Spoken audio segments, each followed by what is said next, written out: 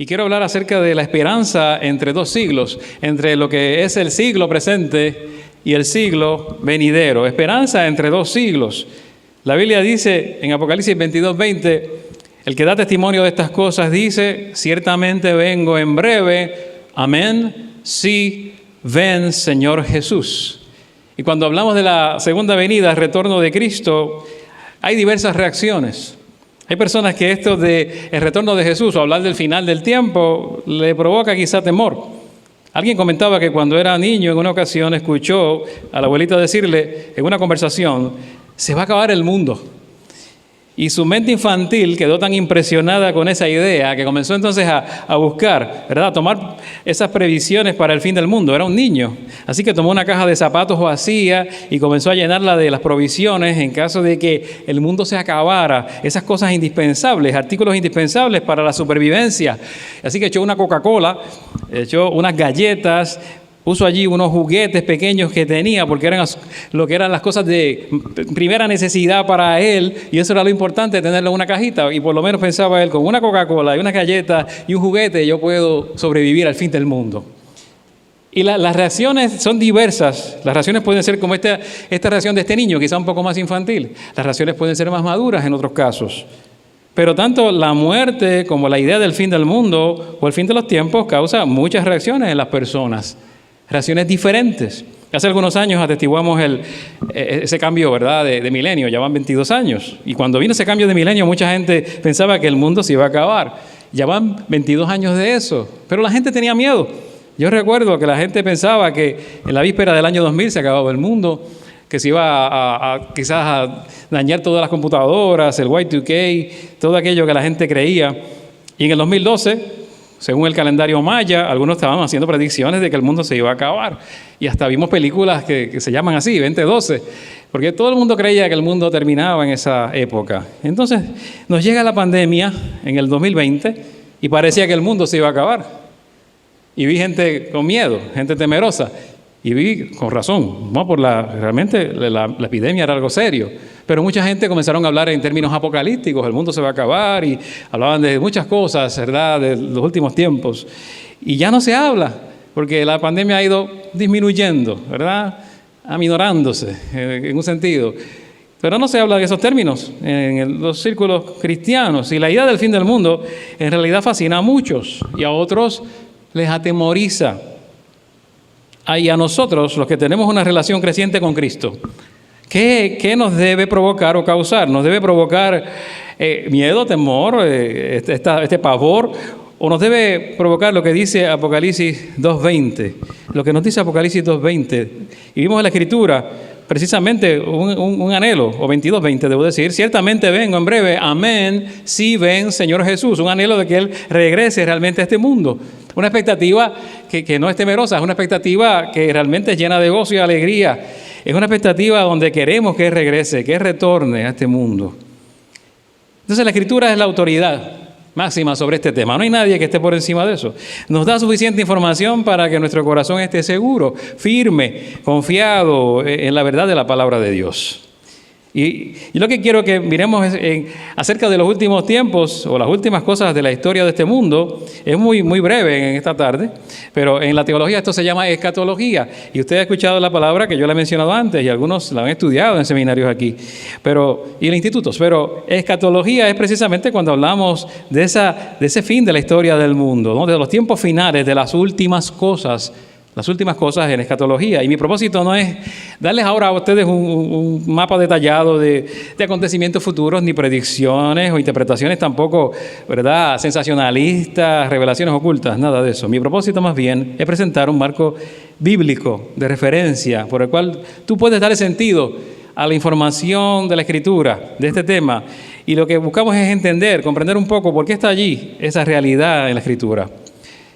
Y entender que este tema escatológico de las últimas cosas está allí para animar y consolar al pueblo de Dios, no para amedrentarlo. Está para animarlo y consolarlo en su peregrinaje por esta vida, donde se espera la llegada de cielos nuevos y tierra nueva.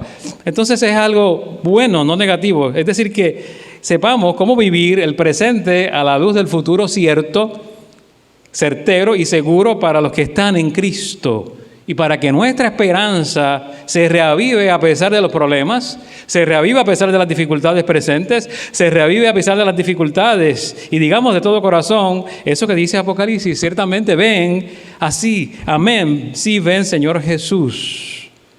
Y para hablar de esto, de escatología, necesitamos presentar esa estructura más básica, la cosa más básica que enseña la Escritura, la Biblia. De eso es que quiero hablarles hoy. Son categorías bíblicas bien básicas y fundamentales, bien sencillas.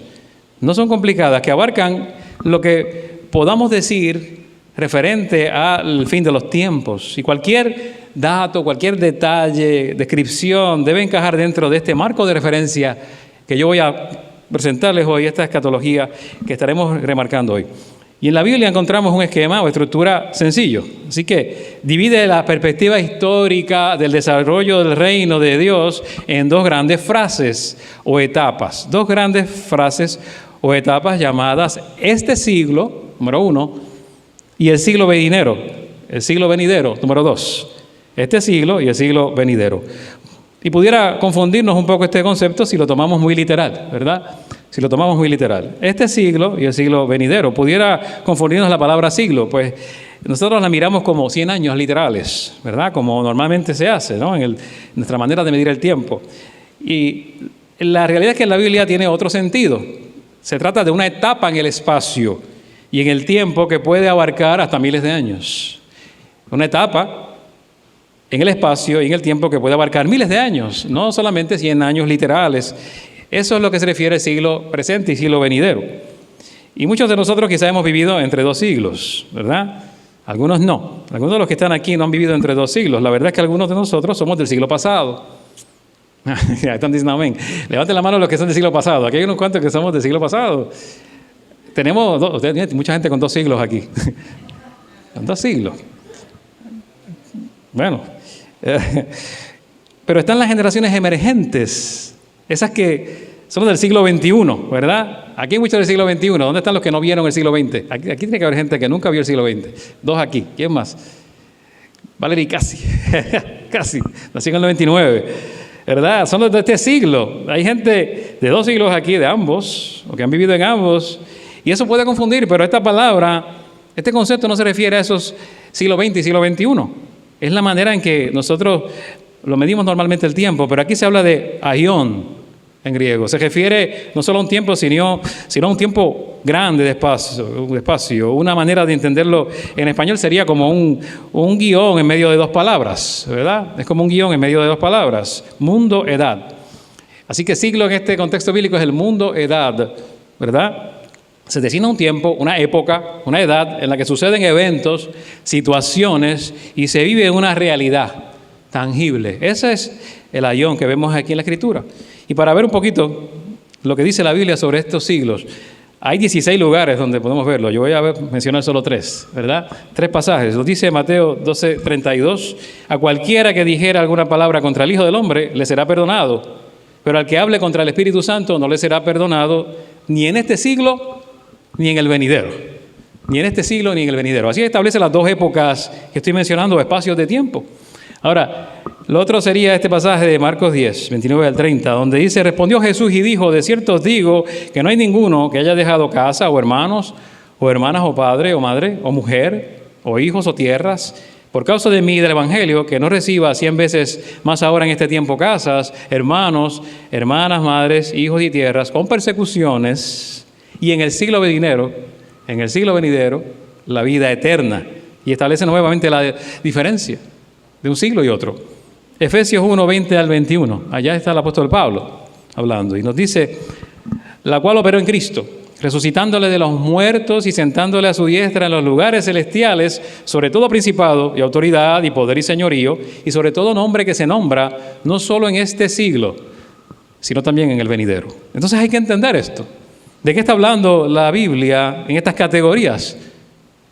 Este siglo y el siglo venidero son estructura básica, la cosmovisión bíblica básica es esta, porque emplea estos términos para entender la historia humana, la redención. Estos 2 siglos son descritos en la Biblia para contrastarlos entre uno y otro.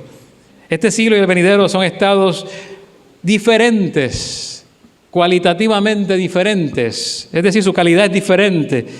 Y es la diferencia en la existencia humana, y son periodos diferentes en la historia del mundo.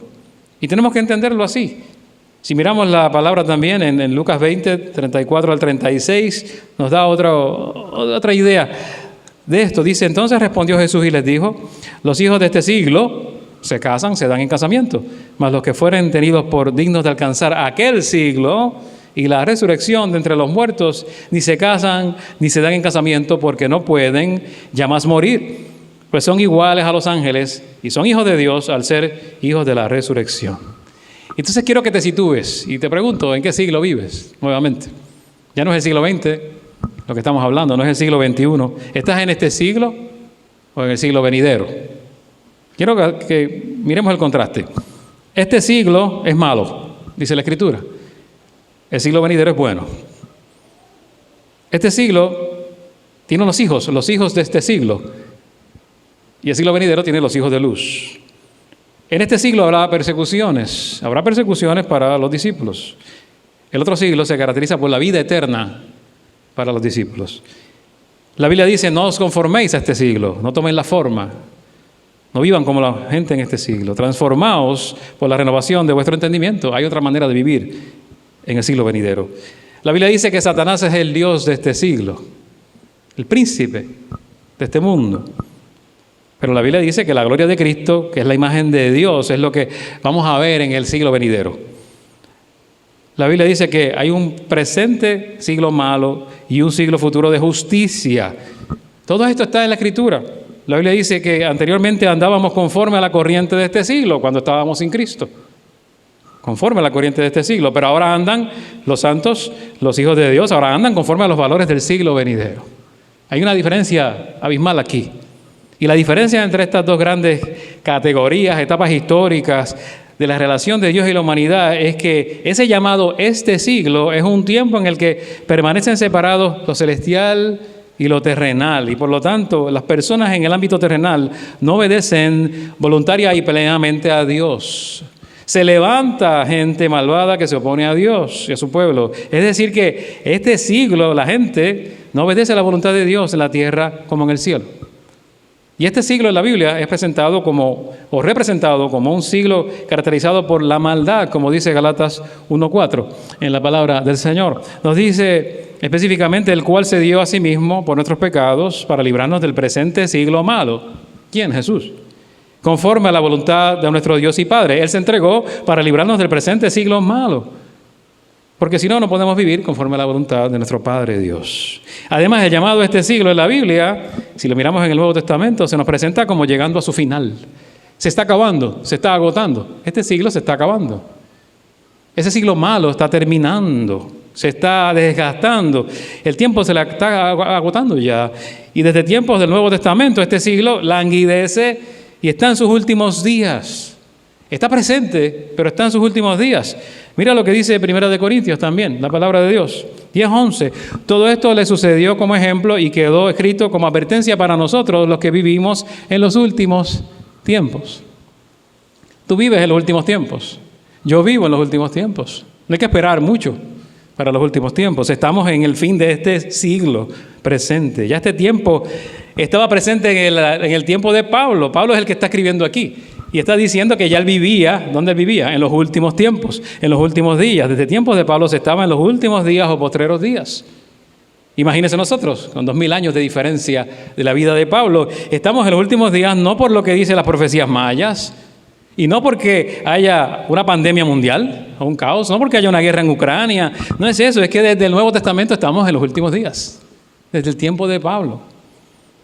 La perspectiva del Nuevo Testamento es que estamos ya esperando la venida de Cristo y su resurrección. Desde su resurrección ya estamos en esos postreros días, los últimos días, que en la Biblia se les llama este siglo, que comprende desde la primera venida de Cristo hasta la segunda venida de Cristo. Ahí estamos.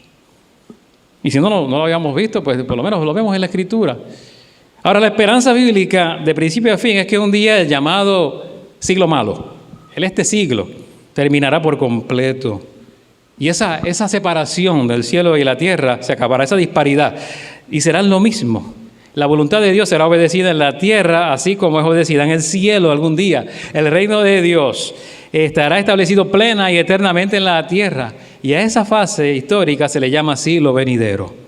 No habrá más llanto, más dolor, más maldad, más mentira y engaño. No habrá más pecado ni pecadores. Y ese reino es eterno. Nosotros debemos vivir entonces como el apóstol Pedro escribió.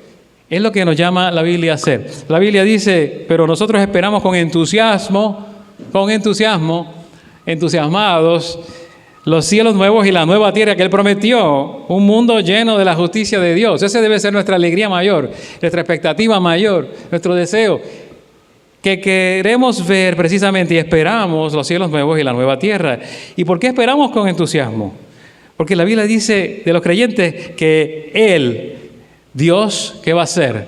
Dios le secará toda lágrima de los ojos y no habrá más muerte, ni tristeza, ni llanto, ni dolor. Y todas esas cosas ya no existirán más. Así que si te duele algo hoy, va a haber un día que no te va a doler. Y si estás enfermo hoy, va a haber un día que eso va a ser sanado para siempre. Y si estás herido en el corazón, eso también será borrado para siempre. Y la maldad que te han hecho, todo lo que está mal en el mundo va a terminar. Vas a concluir. Y esa es la razón del entusiasmo del creyente. Vive a la expectativa de ese siglo, o en la expectativa de ese siglo venidero, que va a llegar precisamente cuando venga Cristo nuevamente en su segunda venida o su retorno. Y saben que los judíos creían que el siglo venidero llegaría con la llegada del Mesías. Era una línea, era algo lineal. Pensaban los judíos que cuando llegara el Mesías iba a venir el establecimiento del nuevo reino, ese siglo venidero y ya. Pero entonces vemos algo distinto en la Escritura. Y vemos como los discípulos de Jesús le preguntaban ¿cuándo reinarían con Él? ¿Cuándo vamos a reinar contigo aquí? Y pensaban que el siglo venidero seguiría este siglo de una manera lineal, directa. Al terminar este siglo con la llegada del Mesías, inmediatamente iniciaría ese siglo en toda su plenitud. Y eso no fue lo que ocurrió, no en toda su plenitud. Sí comenzó, pero no en toda su plenitud. El Nuevo Testamento nos enseña entonces que eso no sucedió como esperaban los judíos. El Mesías, Jesucristo, llegó e inauguró el establecimiento definitivo del reino de Dios en la tierra, pero el llamado siglo malo, este siglo, no concluyó de inmediato. Este siglo no concluyó de inmediato. El siglo malo, lo que la Biblia llama este siglo, no concluyó como esperaban los judíos de inmediato, sino que continuó vigente y sigue vigente. Y es lo que vemos. Y todo el mal que vemos y todo el sufrimiento es porque estamos todavía en ese siglo que no ha concluido. Pero con su primera venida Cristo inauguró el siglo venidero. Lo inauguró. Es interesante porque cuando miramos esto de forma, no sé, temporal, cronológica, hay un traslape. Lo que llaman en buen español overlap, ¿no? Un overlap, un traslape. Una cosa que cubre la otra. El siglo malo aquí y el siglo venidero sobre él a la vez, paralelamente. Están los dos allí representados, estamos viéndolo. Y ese traslape es importante porque se sobrepone el siglo venidero sobre este siglo malo, está allí. Las grandes realidades del siglo venidero han irrumpido ya, están presentes simultáneamente en este siglo. Sigue vigente el llamado siglo malo, este siglo, pero el siglo venidero ya está presente. Por eso Jesús decía, el reino de los cielos se ha acercado, ya se ha acercado. Y el reino de Dios está presente. Y este siglo terminará por completo con la segunda venida de Cristo. Y entonces será la consumación plena de este siglo. Termina. Y viviremos eternamente en el siglo venidero con Cristo, reinando con toda, ¿verdad?, con toda la plenitud. Y la voluntad de Dios será hecha en la tierra como en el cielo. Y esta condición entre la primera y la segunda venida de Cristo, los teólogos le llaman el ya y todavía no. Tú y yo vivimos en el ya, pero todavía no. Ya se inauguró el reino, el siglo venidero. Ya comenzó y está entre nosotros, pero todavía no se ha manifestado en todo su esplendor y su gloria. Yo lo había mencionado en algún momento mientras predicábamos sobre Cristo como el Rey que viene, en los valores aliancistas hace un tiempo atrás. Pero no lo entendemos siempre. ¿Cómo entendemos eso de ya, pero todavía no? ¿Cómo afecta mi vida y cómo lo puedo comprender? Bueno, a lo mejor tú has tenido la oportunidad de comprar una casa. Yo lo hice así, compré una casa que ya estaba construida. Y recuerdas que vas al banco y firmas la escritura. Y después de hacer todo ese protocolo y firmar la escritura, firmas el contrato de compraventa, el antiguo dueño y tú se saludan y salen del banco. Y de hecho, tú eres el nuevo propietario de esa casa, de ese predio adquirido. Y saliendo de allí, si tú hubieras querido, habrías podido volver a venderla, mandarla a demoler, regalársela a alguien o lo que quieras hacer, porque eres el nuevo dueño de la propiedad, aunque nunca la has pisado, aunque nunca has vivido allí, aunque nunca has entrado a la propiedad. Pero eres dueño. Y es interesante porque eso nos dice cómo es esto del reino. Cuando experimentamos plenamente esa realidad, realmente, ¿cuándo experimentamos la realidad de que la casa es nuestra? Bueno, cuando entras a ella, cuando entras a tu posesión, cuando vives allí, cuando comienzas a decorarla, y ahí tú experimentas plenamente lo que es tu nueva casa y le haces cambios y te estableces y te mudas. Y ese es el ya, pero todavía no. Ese es el ya, pero todavía no, en el reino de Dios. Ese traslape de los 2 siglos que vemos como creyentes y vivimos las realidades espirituales que Cristo logró con su obra. Y ya hemos sido, ¿qué? Redimidos de nuestros pecados, ya han sido perdonados. Y ya no hay condenación para los que están en Cristo Jesús. Y ya hemos sido adoptados como hijos. Y podemos decir, Abba Padre. Y ya el pecado no se enseñoreará de nosotros, dice la Biblia, de modo que tengamos que simplemente esforzarnos por cumplir con sus demandas. Ya tenemos el Espíritu Santo, las arras, el depósito, el anticipo de la herencia que recibiremos y muchas cosas más en Cristo. Cosas que no hemos visto, que vamos a recibir en Cristo. Pero todavía no hemos experimentado históricamente, cronológicamente, existencialmente la plenitud de lo que implica todas las bendiciones, toda la herencia que Dios tiene reservada para los que le aman. Todavía hay mucho más. Dios tiene muchas cosas más para nosotros. La plenitud que implica ser hijo de Dios, ser ya salvado, todo eso, ser transformado completamente por el Espíritu Santo como Dios nos quiere transformar de forma definitiva. Y que ya no tengamos que luchar más con el pecado en esa victoria final. Y entonces vamos a disfrutar la plenitud de nuestra herencia en Cristo Jesús. Hay cosas mejores todavía para ti y para mí. Si te gusta lo que ya Cristo trajo a tu vida, hay cosas mejores. Si estás experimentando bendición y gozo, hay cosas mayores. Si has experimentado paz en tu corazón, hay cosas mayores que Dios tiene reservadas. Todo eso nos lleva a la expectativa y esa realidad en la que vivimos, en la que estamos moviéndonos, en la que estamos ahora, se vive si se está en una relación creciente con Cristo. Se vive si estás en relación creciente con Cristo. Cristo vino a tu vida, vino a morar en ti. Amén. Perdonó tus pecados, pero vivimos en medio de estos 2 siglos. Y estando en el siglo malo, presente, tienes que vivir en una creciente relación con Él. ¿Para qué? Para que las bendiciones del siglo venidero que ya llegó también se manifiesten en tu vida. Para que la transformación que Cristo quiere hacer en tu corazón se manifieste en tu vida en este siglo que ya llegó, el siglo venidero que ya está. De lo contrario, vas a vivir según el siglo presente, el siglo malo. Entonces es cuestión de nosotros decidir también. En los últimos días que estamos, vivimos en esas 2 realidades. Ya está aquí funcionando, activo, el siglo venidero entre nosotros. Y cuando Cristo regrese en gloria, el llamado este siglo terminará para siempre. Qué bueno que lo vemos en la Escritura. Y viviremos en plenitud de las realidades del siglo venidero para siempre. Qué bueno. Pero entonces, ¿cómo somos llamados a vivir? ¿Qué implicaciones tiene esto? Porque no es escatología teórica, no es algo académico, no es algo que solo se habla en los institutos, es algo que tú y yo lo vamos a estar viviendo continuamente, es algo que tú vas a experimentar y yo también.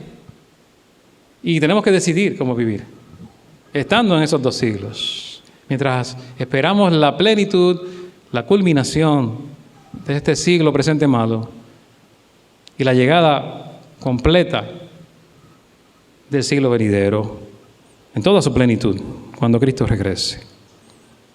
¿Y cuál es entonces el esquema básico aquí? Y las implicaciones aquí. Ya yo les di el esquema básico, di la estructura básica de la escatología. Yo te puedo hablar de escatología y puedo hablar de Apocalipsis a la gente y le puede hablar de todas estas cosas sin miedo. Usted puede decirle, yo sé dónde estamos parados. Sé dónde estamos en el reloj de la historia de Dios. Sé que estamos en la era de la iglesia. Sé que el reino de Dios ya está presente, pero sé que este siglo malo está terminando. Sé dónde estoy situado como hijo de Dios.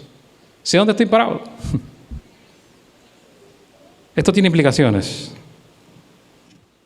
Cuando vives en medio de estos 2 siglos, simultáneamente, somos llamados a no identificarnos más con este siglo, sino con el venidero. Somos llamados a vivir con la ética del siglo venidero, amando a Dios sobre todas las cosas y al prójimo como a mí mismo. Somos llamados a buscar las cosas de arriba y no las de la tierra, enfocados en las cosas de arriba y no de la tierra. Somos llamados ¿a qué? A vivir una vida de creciente relación con Cristo. Esta semana escuchaba y leí algo de G.J. Ávila, cuando le preguntaron por qué oraba. Oras para que Dios te dé cosas. ¿Para qué cosas quieres que Dios te dé? Y le decía, yo no oro para que Dios me dé cosas, yo oro, dijo G.J. en aquel momento, para que Dios me quite cosas. Y me quitó el orgullo. Y me quitó la culpa. Y me quitó los malos pensamientos pecaminosos. Y enumeró muchas cosas más que Dios le quitó. Entonces Dios te llama a quitar, quizás a orar para que Dios te quite cosas, no solo para que te dé bendiciones. Quita cosas que no están bien. Me quitó la ira, me quitó el enojo, me quitó el temor. Dios añade cosas, sí, pero también quita cosas. Y vives enfocado en este reino venidero, haces eso. Lo segundo es que, aunque todavía luchamos contra el pecado, podemos tener una convicción de victoria sobre el pecado. Sabemos que estamos luchando contra el pecado continuamente, con la tentación, con la influencia del mundo, como hablábamos la semana pasada, o en algún momento hablamos el miércoles sobre el mundo, ¿verdad? En la reunión virtual del miércoles hablamos del mundo como enemigo en la batalla del creyente. Pero también podemos tener una convicción de victoria sobre el pecado. Un optimismo realista, conociendo la verdad de Dios. Y tercero, aunque el sufrimiento es todavía una realidad en tu vida, es una realidad para nosotros, podemos trascender nuestro sufrimiento por la esperanza que traen las realidades del siglo venidero. Hay esperanza entre dos siglos. A eso nos llamó Dios. Y esta estructura bíblica, escatológica, la más básica, nos brinda simplemente esperanza. La escatología bíblica no son datos sobre el futuro. La escatología que habla de las últimas cosas no solo son datos acerca del futuro, sino realidades del plan de Dios para que vivamos nuestro presente a la luz de ese futuro cierto, seguro, majestuoso, viviendo ahí consolados y animados. Decía la palabra que esperábamos el retorno de Cristo con entusiasmo y fortalecidos para la gloria de nuestro Dios en el presente y en el futuro. A eso nos llama Dios. Mientras vives entre estos dos siglos, la Biblia nos llama a que vivas en el presente a la luz de ese futuro cierto y majestuoso. Y Dios va a añadir muchas cosas buenas a tu vida. Sí, y Dios va a hacer grandes cosas en tu vida. Pero es porque sabes dónde estás situado. Y sabes que la esperanza está presente en medio de ese siglo, donde puede haber sufrimiento, pecado y dolor.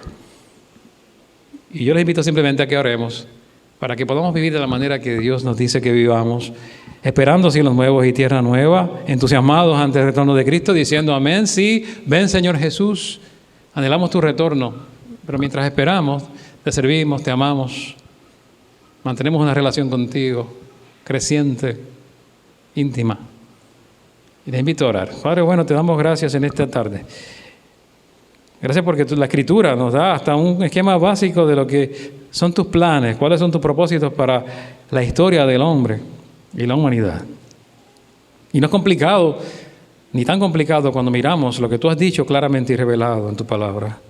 Quieres que vivamos en este siglo presente malo, lleno de muchas cosas que no te agradan y fuera de tu voluntad, y donde muchos se oponen a tu voluntad, conscientes de que ya se inició, de que ya se inauguró el siglo venidero, que tu reino está presente entre nosotros, que vivimos en esa realidad espiritual, en esas dos situaciones simultáneas, donde nos llamas a ser fieles a ti, en el nombre de Jesús. Nos llamas a vivir en fidelidad, en confianza, en entrega a ti, como cantamos hoy, como lo dijimos hoy. Simplemente humillados ante ti, Señor. En el nombre de Jesús. Te damos toda gloria y toda honra en esta hora. Pedimos que bendigas cada hermano, cada hermana y cada familia, cada hijo tuyo aquí en tu iglesia, para que podamos simplemente entender lo que nos llamas a hacer. Y hacerlo bien para la gloria y honra de tu santo y bendito nombre. Gracias, Señor. Amén.